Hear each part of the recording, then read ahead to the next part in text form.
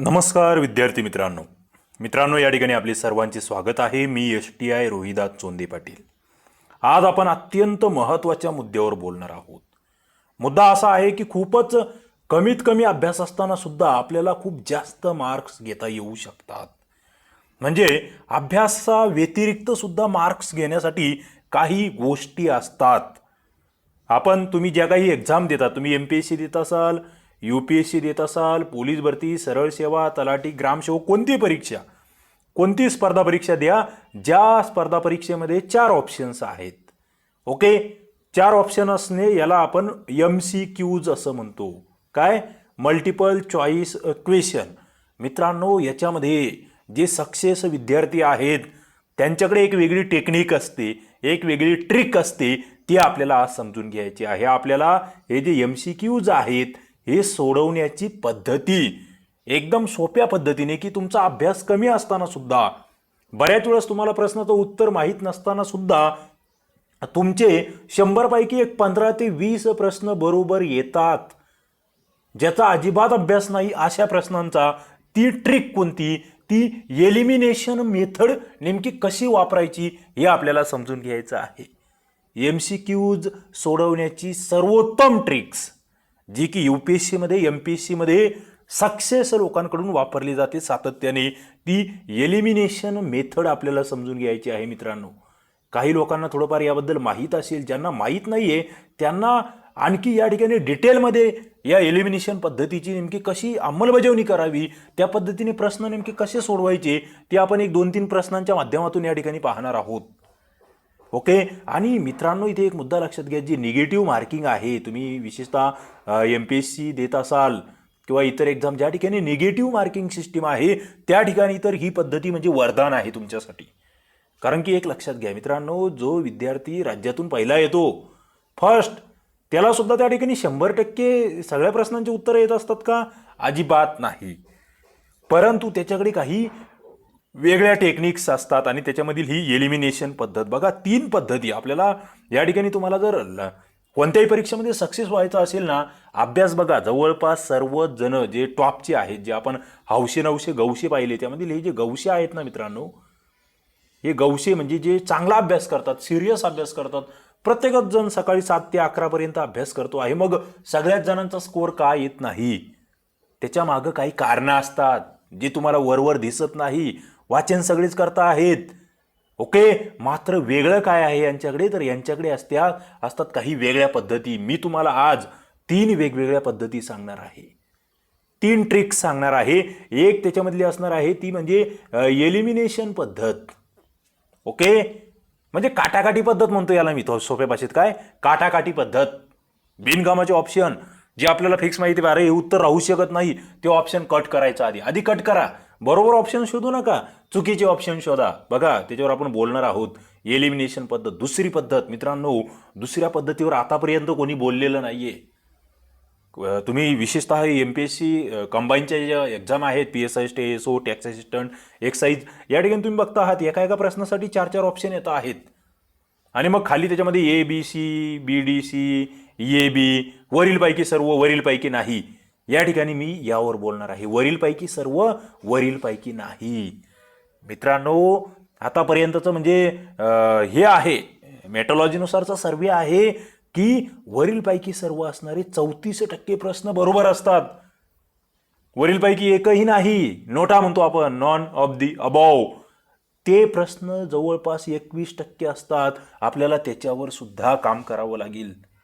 2 नंबरचा मुद्दा। आणि तिसरी मेथड आपली असली पाहिजे कधी प्रश्न सोडवताना, ती म्हणजे कीवर्ड फोकस मेथड। कोणती? कीवर्ड। तुम्हाला त्याच्यातला कीवर्ड कळाला पाहिजे, त्या प्रश्नामधला कीवर्ड तुम्हाला कळाला तर तुम्हाला उत्तरापर्यंत लवकर जाता येतं। मित्रांनो, या 3 पद्धती जर तुम्ही फॉलो केल्या तर तुम्ही अभ्यास इतरांपेक्षा कमी असून सुद्धा मार्क्स तुमचे जास्त येणार आहेत। बघा, तुम्ही असे विद्यार्थी मित्र तुमच्या आजूबाजूला बघतात, MPSC मध्ये आम्ही पाहिलेले आहेत की जे कमी वेळ अभ्यास करतात, अरे हा 8 तास अभ्यास करतो आहे, हा दर शुक्रवारी चित्रपटही बघायला जातो, हा मस्त थोडंसं उशिराही उठतो आहे, तरी याचा स्कोअर जास्त का येतो? मित्रांनो, काही वेगळे दृष्टिकोन त्याच्याकडे आहे, काही वेगळ्या टेक्निक्स आहेत आणि त्या टेक्निक्स म्हणजे या असतात, हे लक्षात घ्या। आणि मी जे हे बोलतो आहे हे माझे वैयक्तिक मतं आहेत. बघा, हे प्रत्येकाला लागू होतील असं अजिबात नाही आहे. प्रत्येकाचं मत वेगळं असू शकतं. मात्र तुम्हाला हेही सांगतो आहे, 95% विद्यार्थी मित्र जे सक्सेस झालेले आहेत त्यांनी या 3 पैकी कोणती तरी 1-2 ट्रिक्स त्या ठिकाणी नक्की वापरलेली असते. बघा, तुम्ही जेव्हा परीक्षा देण्यासाठी जातात ना, तुमचा जो अभ्यास झालेला आहे तो झालेला आहे. तुम्ही जेव्हा परीक्षा हॉलमध्ये जात आहात तेव्हा कोणताही पूर्वग्रह ठेवू नका. कोणतंही असं पूर्व हे घेऊन मनामध्ये एक न्यूनगंड घेऊन त्या ठिकाणी जाऊ नका. बघा, कोणताही प्रश्न हा अवघड नसतो. प्रश्न हा अवघड नसतो. प्रश्नाचे ऑप्शन त्याला अवघड करतात. काय म्हणतोय मी? कोणताही प्रश्न अवघड नसतो, ऑप्शन अवघड करतात. कसं?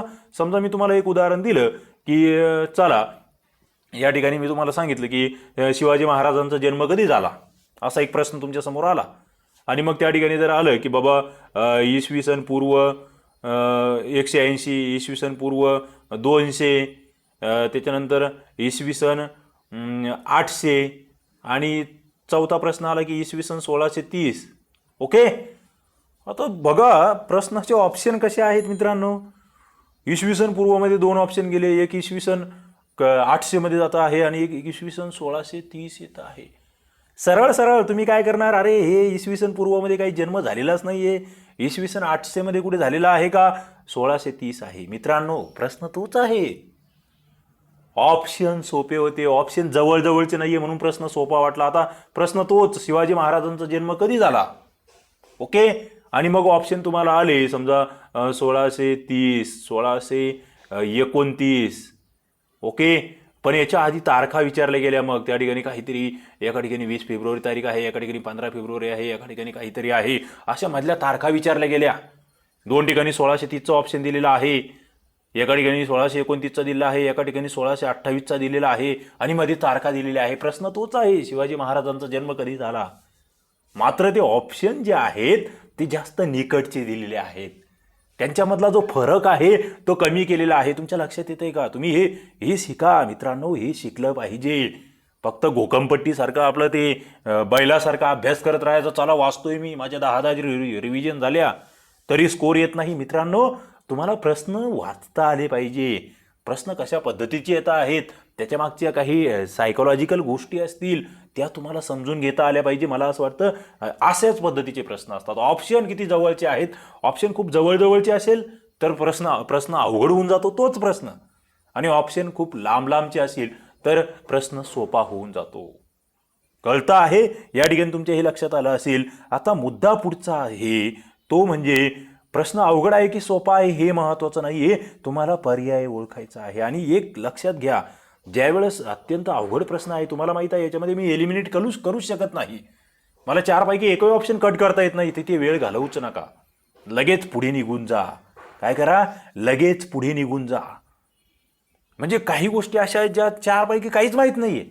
असे 5-10 प्रश्न असतातच प्रत्येक परीक्षेमध्ये, त्याच्यावर वेळच घालवू नका, लगेच ते सोडून द्या, पुढे चला. ओके, आपण बघूया एलिमिनेशन पद्धत नेमकी कशी वापरली जाते. बघा, काही प्रश्न आपण या ठिकाणी निवडलेले आहेत. मी स्वतः ही पद्धती वापरलेली आहेत, अनेक सक्सेस विद्यार्थ्यांनी वापरलेली आहे. बघा, या ठिकाणी एक प्रश्न आपण घेतलेला आहे 2015चा STIचा, की ब्रिटिशांनी महाराष्ट्रामध्ये रयतवारी पद्धत का लागू केली. मित्रांनो, सरळ सरळ आहे. तुम्ही परीक्षेमध्ये जातात, प्रश्न सोडवायला सुरुवात करतात, सगळ्यांना सगळ्या प्रश्नाची उत्तरं येत नाहीत, हे लक्षात घ्या. तुम्हाला हे सांगतोय, राज्यात पहिला येणारा असतो त्याला काही सगळ्याच प्रश्नांची उत्तरं येत नसतात. आणि पहिला येणारा आणि 10व्या येणाऱ्यामध्ये खूप फरक नसतो, 2-3 मार्क्सचा फरक असतो. पण ते 2-3 मार्क्स जे आहेत ते इथे वाढतात. कसे? बघा, आता काय म्हणता आहे, ब्रिटिशांनी महाराष्ट्रात रयतवारी पद्धती का लागू केली. आता बघा, या ठिकाणी प्रत्येकाचा वेगवेगळा अभ्यास आहे. एखाद्याचा चांगला अभ्यास आहे, एखाद्याचा 100% अभ्यास आहे, त्याला फिक्स माहीत असणार आहे. एखाद्याला याच्यापैकी एखादा ऑप्शन त्या ठिकाणी कन्फ्यूज करणार आहे, एखाद्याला 2 ऑप्शन कन्फ्यूज करणार आहे, एखाद्याला 3 ऑप्शन कन्फ्यूज करणार आहे. आता बघा, आपण ऑप्शन समजा या ठिकाणी ऑप्शनवर चर्चा करू. रयतवारी का सुरू केली? पहिला ऑप्शन आहे जमीनदारीला आळा घालण्यासाठी, दुसरा आहे कायमधारा पद्धतीतील दोष दूर करण्यासाठी, तिसरा आहे जमिनीची मोजणी करण्यासाठी आणि चौथा आहे शेतकऱ्यांचा फायदा करण्यासाठी. मित्रांनो, या ठिकाणी एक मुद्दा लक्षात घ्या, इथे एकदम एखादा पोलीस भरतीचा विद्यार्थी आहे, एखादा तलाठीचा विद्यार्थी आहे, एखादा शिपाई पदाची तयारी करतो, एखादा UPSCची तयारी करतो. बघा याच्यात सगळ्यांना सगळे येतीलच असं अजिबात नाहीये. एखाद्याने जुना वाचलाय प्रश्न, बाबा त्याला मान्य आहे, त्याला माहित आहे, त्याने पटकन क्लिक करावी, पुढे निघून जावं. परंतु ज्याने हे वाचन केलेलं नाही या प्रश्नाचं, त्याला किमान थोडं डोकं चालवेल. तो डोकं काय चालवायचं बघा. आपल्याला एलिमिनेशन पद्धती बघायची आहे, बरोबर. एलिमिनेशन पद्धत नेमकी काय असते ते नीट समजून घ्या. मी तुम्हाला ते सांगतो आहे. तुम्ही काय करायचं, आता तुम्हाला इथे 4 मध्ये कन्फ्यूज आहात, खाली पुन्हा ABC, AD, D असे ऑप्शन आहे. तुम्ही मित्रांनो बरोबर ऑप्शन नाही ओळखायचा, तुम्ही रॉंग ऑप्शन ओळखायला शिकायचा. बाबा याच्यात कोणतं उत्तर येऊ शकत नाही. बघा, ब्रिटिशांनी भूसुधारणा पद्धती राबवल्या, ब्रिटिशांनी टॅक्सेशन पद्धती राबवली, शेतकऱ्यांवर टॅक्स. आता ब्रिटिशांची जर शेतकऱ्यांवर टॅक्सची पद्धत आहे, कालावधी ब्रिटिशांचा आहे मित्रांनो, कालावधी ब्रिटिशांचा आहे. त्यांनी भारतीयांसाठी काही चांगलं केलंय का? बहुतेक गोष्टी काय आहे, वाईटच केल्या आहे. सरळ कळतं इथे की इथे एक ऑप्शन असा भेटतोय तुम्हाला शेतकऱ्यांचा फायदा करण्यासाठी. तुम्हाला माहित आहे शेतकऱ्यांचा फायदा करण्यासाठीची पद्धत नाहीच आहे ब्रिटिशांनी काही राबवलेली, शेतकऱ्यांची लूटच केलेली आहे. हे सगळ्यांना माहिती आहे. पार म्हणजे ज्यांनी काल अभ्यास सुरू केला आहे, ज्याने अभ्यास केलेला नाहीये, तो सुद्धा सांगणार आहे अरे D हे उत्तर येऊ शकत नाही. मित्रांनो तुम्हाला हे वरचे 3शी मी अजून बोललोच नाहीये. तुम्हाला माहित झालंय की D येऊ शकत नाही. बघा तुमचा अभ्यास 0 आहे समजा, तुम्ही काय करतायत, D ला कट करतायत. मित्रांनो खाली तुम्ही बघतायत ABC, AD आणि D. बघा तुमचं 3 आणि 4 नंबरचे ऑप्शन कट होऊन गेले डायरेक्ट. आता राहिलंय फक्त या ठिकाणी या 2 प्रश्नांवर काम करायचं. मग तुम्ही समजा बघितलं, अरे 2 मध्ये काय दिलंय, C फक्त जमीन मोजणी करण्यासाठी, A मध्ये काय दिलंय, 1 मध्ये A आणि B जमीनदारीला आळा घालण्यासाठी, कायमधारातील दोष दूर करण्यासाठी. बघा आता इथे थोडासा अभ्यास ज्यांचा आहे त्यांच्या लक्षात येईल, अरे फक्त जमीन मोजणी करण्यासाठी अशी कोणती पद्धती मी ऐकली नाही, पण इथे हे जमीनदारीला आळा घालायचा आहे, कायमधारा पद्धती आणि जमीनदारी जवळपास दोन्ही एकच होत्या. त्यांच्यासाठी मग ही रयतवारी सुरू केलेली असू शकते. असं म्हणजे तुमचं हे बघा, एक तर तुम्ही 2 ऑप्शन कट केले, तुमचा हा प्रश्न 50% बरोबर येणार आहे. ओके, तुमचा हा प्रश्न 50% बरोबर येणार आहे. आता याच्यामध्ये तुम्ही ज्याचा थोडा अभ्यास आहे तो म्हणू शकतो अरे फक्त C बरोबर नाही येऊ शकत, मग A आणि B बरोबर येऊ शकतं. अशा पद्धतीने पुढे जाता येईल. आता ज्यांना हे वरचं लॉजिक जमलंच नाही त्यांचं सुद्धा काय झालं, या ठिकाणी 50% फिक्स होऊन गेलं. मित्रांनो एलिमिनेशन पद्धतीमधली एक शास्त्रीय गोष्ट लक्षात घ्या. बघा तुम्हाला जेव्हा एक ऑप्शन कट करता येतो, समजा तुम्ही एकच जर कट करू शकलात तरी तुमचा तो प्रश्न 33% बरोबर येतो. ओके, तुम्ही जर त्या ठिकाणी 2 ऑप्शन कट करू शकलात तर तो प्रश्न तुमचा 50% बरोबर येतो. ओके, आणि तुम्ही जर 3 ऑप्शन कट करू शकलात तर तो प्रश्न काय होतो आहे, 100% बरोबर येतो आहे. तुमच्या एक लक्षात येत आहे का, तुम्ही एक जरी प्रश्न त्या ठिकाणी एक जरी तुम्हाला चुकीचं सापडलंय ना तरी तुमचा प्रश्न 33% बरोबर येतोय. म्हणजे मी काय म्हणतोय, तुम्ही जे म्हणतात किती प्रश्न अटेम्प्ट करायचे, मित्रांनो तुम्हाला एक जरी ऑप्शन एलिमिनेट होत असेल तर तो प्रश्न अटेम्प्ट करायचा म्हणजे करायचा, कारण तो तुम्हाला फायद्यातच नेणार आहे, तो तुम्हाला फायद्यात नेणार आहे, हे लक्षात घ्या. आता पुढचं आणखी एक उदाहरण बघू, तुमची आणखी क्लिअर लक्षात येईल. या ठिकाणी बघा, ज्योतिबा फुले यांना महात्मा ही पदवी कोणी दिली. ओके, आता काही जणांना थोडंफार माहीत असेल. बघा आता याच्यात एक मुद्दा आहे, ज्यांचं वाचन आहे, ज्याच्या पट्ट्यातला आला, आपण म्हणतो ना एखाद्याच्या बॅट खाली बसला आणि 6 गेला, जर तुमच्या पट्ट्यात आलाय, बॅट खाली बसतोय, तर तुम्हाला सरळ उत्तर ज्यांना माहिती आहे त्यांनी ते उत्तर त्या ठिकाणी क्लिक केलं, पुढे निघून गेले. आपला मुद्दा हा आहे ज्यांना उत्तर माहीत नाही. आपलं काय म्हणणं आहे, आपल्याला माहीत नसताना मार्क्स घ्यायचे आहे. तुम्हाला 0 माहिती असताना सुद्धा किंवा थोडीफार माहिती असताना खूप जास्त त्या ठिकाणी इफेक्ट आले पाहिजेत. या ठिकाणी काय आहे, ज्योतिबा फुले यांना महात्मा पदवी कोणी दिली. ऑप्शन आहे मुंबईचे नागरिक, ब्रिटिश सरकार, पुणेकर जनता, सातारकर जनता. मित्रांनो आता इथे जर लक्षात घेतलं, तुम्ही थोडंफार इतिहास जर वाचलेला असलं तर तुमच्या लक्षात येईल. बघा महात्मा ही एक मोठी पदवी आहे. तुम्ही 2 गोष्टी तुम्हाला एक क्लिअर होतात. बघा बरेच जण 2 मुद्दे कट करू शकतात. एक म्हणजे ब्रिटिश सरकार महात्मा फुलेंना कशाला पदवी देईल, महात्मा ही पदवी कशाला देईल. ब्रिटिश सरकारने दिली असती तर इतर काही पदव्या आहेत त्यांच्या सर वगैरे, त्या ब्रिटिश धार्जन्य पदव्या त्या दिल्या असत्या. म्हणजे ब्रिटिश सरकारवाला ऑप्शन बरेच जण कट करू शकतात. दुसरा मुद्दा असा आहे की महात्मा फुले आणि साताऱ्याचा काही संबंधच दिसत नाही बऱ्यापैकी, म्हणजे बरेच जण ते कट करू शकतात. म्हणजे बऱ्याच जणांना सातारकर जनता हे ऑप्शन कट करता येतो आहे, बऱ्याच जणांना ब्रिटिश सरकार सुद्धा कट करता येईल. राहिला मुद्दा मुंबईचे नागरिक की पुण्याचे नागरिक. मान्य आहे, तुमचे 2 कट झाले, 50% तुमच्या बरोबर आलं. तुमचा एक जरी कट करता आलं, बघा सातारकर जनता हा तर मी म्हणतो मॅक्झिमम लोकांना कट करता येईल, कारण की साताऱ्याला महात्मा फुलेंचं कार्य नाही आहे जास्त. ओके, तुम्हाला मुंबई आणि पुण्यामध्ये तुम्ही कन्फ्यूज व्हाल. ओके, तो मुद्दा आहे या ठिकाणी. मग थोडंफार वाचन ज्यांचं आहे ते म्हणतील अरे चला मुंबईचं नागरिक हे मी कुठेतरी वाचलेलं दिसतं आहे. ओके, तर त्या ठिकाणी तुम्ही त्या प्रश्नावर डायरेक्टली जाऊ शकतात, तसं आहे. परंतु किमान 2 किंवा 1 ऑप्शन आपल्याला कट करायचा आहे, ते आधी लक्षात घ्या. ज्यांना उत्तर डायरेक्ट माहीत आहे त्यांच्यासाठी काही विषय नाही. पुढे आणखी एका प्रश्नाची आपण चर्चा करूया. बघा, हा प्रश्न जो आहे, आपली जी 2 नंबरची ट्रिक आहे, वरीलपैकी सर्व बरोबर किंवा वरीलपैकी एकही बरोबर नाही, ओके, त्या संदर्भातली आहे. इथे एक प्रश्न आपण घेतो आहे, महाराष्ट्रातील बहुतांश खेड्यामध्ये ग्रामसभा यशस्वी न होण्याची कारणे कोणती? ओके, ग्रामसभा यशस्वी का होत नाहीये? पहिला मुद्दा सरपंचांची उदासीनता, दुसरा मुद्दा ग्रामपंचायत सदस्यांची अनिच्छा, तिसरा मुद्दा लोकांची निरक्षरता, चौथा मुद्दा वरीलपैकी सर्व. मित्रांनो, आता इथे ज्यांनी थोडाफार अभ्यास केलेला आहे पंचायत राजचा ते म्हणू शकतील अरे सरपंच उदासीन आहेत, ग्रामपंचायत सदस्याची अनिश्चित आहे, लोकांची निरक्षरता आहे. कन्फ्युजन होईल. एखाद्याला वाटेल अरे 2 नंबरचं येतंय का, एखाद्याला वाटेल 3 नंबरचं येतंय का, एखाद्याला वाटेल 4 नंबरचं येतंय का. मित्रांनो, तुम्हाला जर त्याचं उत्तर माहीत असेल, आता इथे ऑप्शन जे आहे थोडेसे सगळेच बसणारे आहेत म्हणून इथे उत्तर वरील सर्व येणार आहे. पण तुम्हाला जर माहीत असेल नाही 3 नंबरचंच बरोबर येत आहे, तर तुम्ही त्या ठिकाणी ते उत्तर देणार आहात. मात्र मला मुद्दा हा मांडायचा आहे, तुमच्या आतापर्यंत जे काही परीक्षेमध्ये प्रश्न येतात त्याच्यात वरीलपैकी सर्व वाले जे आहेत ते जवळपास 34 ते 35% प्रश्न हे बरोबर असतात. वरीलपैकी एकही नाही वाले जवळपास 21% प्रश्न बरोबर असतात. म्हणजे माझं म्हणणं काय आहे, जेव्हा तुम्हाला या प्रश्नाचं उत्तरच अजिबात माहीत नाहीये ना, तेव्हा तुम्ही वरीलपैकी सर्व सोबत जा. जेव्हा समजा वरीलपैकी एकही नाही असं आहे आणि तुम्हाला मधलं काहीच कळत नाहीये, समजा अवघड वाटतंय, तेव्हा वरीलपैकी एकही नाही याच्या सोबत जा. म्हणजे चान्सेस जे आहे ना ते 33% आणि 21% ते आपल्याला सोडायचे नाही. आणि जर उत्तर माहीत असेल तर सरळ सरळ आहे, तुम्ही सरळ त्या ठिकाणी जाऊ शकतात. तर हा मुद्दा या ठिकाणी लक्षात घ्या. अशा पद्धतीने तुम्ही जर गेलात तर मला वाटतं त्या ठिकाणी सोपं होईल. पुढे तुम्ही कीवर्ड्स, आता या ठिकाणीच तुम्हाला कीवर्डचा एक जो तिसरा मुद्दा आपण बोलणार आहे तो ग्रामसभा. आता तुमच्या लक्षात येत आहे की हा प्रश्न कशावर आहे, ग्रामसभेवर आहे. मग ग्रामसभेसंदर्भात तुम्ही थोडंफार वाचन केलेलं असतं. ग्रामसभेपुढच्या त्या समस्या तुमच्या समोर येतात, कीवर्ड्स त्या ठिकाणी तुम्ही शोधता आहात. तिसरा मुद्दा, पहिला मुद्दा आपण एलिमिनेशन बघतोच आहोत, दुसरा वरीलपैकी सर्व वरीलपैकी एकही नाही बघतो आहोत, आणि तिसरा मुद्दा जो कीवर्ड आहे या ठिकाणी तुम्ही ग्रामसभा कीवर्ड भेटतो आहे तुम्हाला.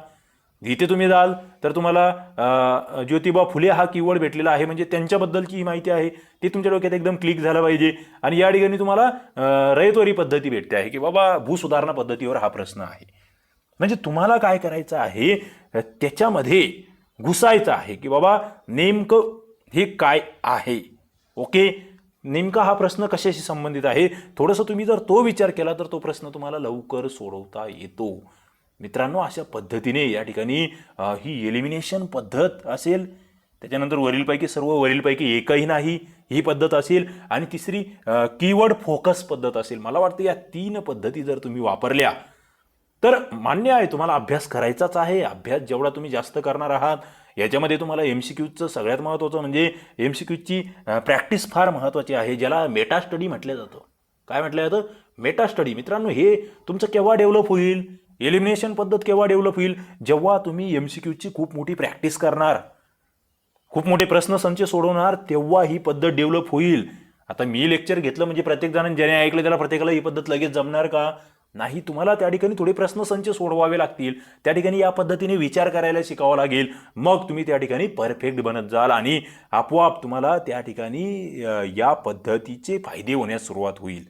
नक्कीच मित्रांनो, तुम्ही MPSC करत असाल, स्पर्धा परीक्षेची तयारी करत असाल तर या पद्धतीचा वापर तुम्ही करू शकतात. माझी तुम्हाला नम्र विनंती आहे, मी स्वतः या पद्धतीचा वापर केलेला आहे, तुम्ही सुद्धा करू शकतात. अनेक सक्सेस विद्यार्थी आपल्या सक्सेस स्टोरीजमध्ये त्यांनी या पद्धतीचा उल्लेख केलेला आहे, आणि मला वाटतं नक्कीच तुमच्यासुद्धा यशामध्ये ही पद्धती हातभार लावणार म्हणजे लावणार. तुम्हाला जर हे पटलं असेल, सर्वांनाच पटेल अशातला भाग नाही आहे, परंतु जे अभ्यास करताय, ज्यांनी MCQज सोडवलेले आहे, तुम्ही सोडवून बघा आधी MCQज, तुम्हालाही पटतंय का बघा. आणि तुम्हाला जर हे आवडलं असेल, हा व्हिडिओ आवडला असेल, माझं बोलणं तुम्हाला फायदेशीर वाटलं असेल तर नक्कीच लाईक करा, आपल्या मित्रांना शेअर करा, आणि तुम्ही नवीन असाल या चॅनलला तर सबस्क्राईब करून ठेवा आणि नोटिफिकेशन बेल क्लिक करून ठेवा. चला मित्रांनो, या ठिकाणी आपण थांबूया. धन्यवाद.